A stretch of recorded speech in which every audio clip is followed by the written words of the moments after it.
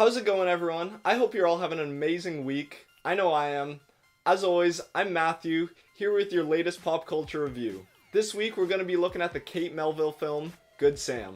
But before we get into the review, I'd like to thank each and every one of you that's subscribed to me so far. And if you haven't subscribed, make sure you do so for more great content. So ever since this movie was first announced as a mystery film, I've been pretty intrigued by it. You know, I've never read the book, but it's on Netflix, easy to access. So let's see what I thought of it. But first, a summary of the movie. So the film, starring Tia Sakar, Chad Connell, and Marco Grazzini, follows the reporter Kate Bradley as she's assigned to a seemingly boring report on a Good Samaritan who's randomly given $100,000 to a random New York citizen. Now the story then gets interesting when Kate learns that many people in the city are receiving these random bags of money, to which the movie becomes a mystery film, trying to figure out who it is that's distributing this money.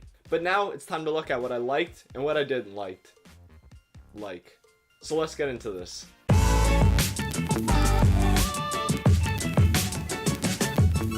So here's what I loved about this movie. Whether you sit down with your family or your partner or whoever, this is a great mystery romance film that anyone can enjoy.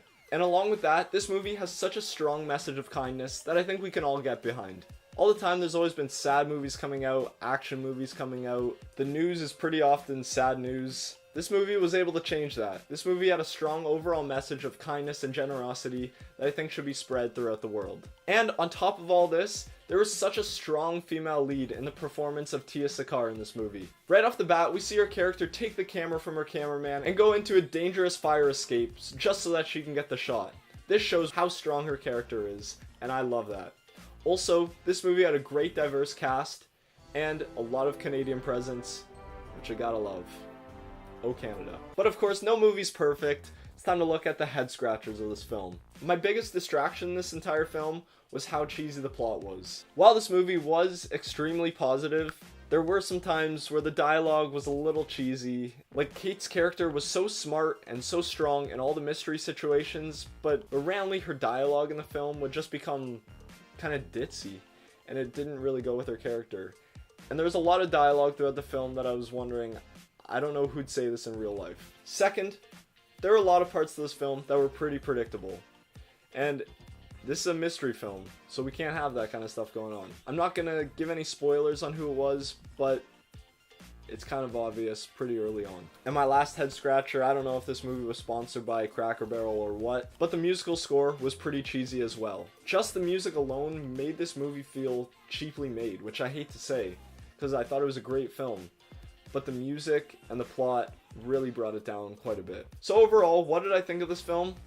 I think this is an amazing family film that anyone can get behind and go watch. This isn't the movie that's going for the Oscars. It's not your blockbuster film of the summer, but it's still a great movie. And if you have some time, I recommend going to watch it. It's on Netflix, easily accessible. If you have a rainy day, take some time, go watch this movie. It's not too long, and it's a pretty enjoyable film. And while there are many things that I did like about it, its cheesiness brought it down a lot, which makes me have to put this movie at a 5.5. But still a great movie. You should always go and check it out. Well, that's it for this episode. I hope you all enjoyed it. As always, make sure to subscribe for more regular content, and make sure to leave comments below on what you thought of this movie. I hope you all have a great rest of your week, and I'll see you next time.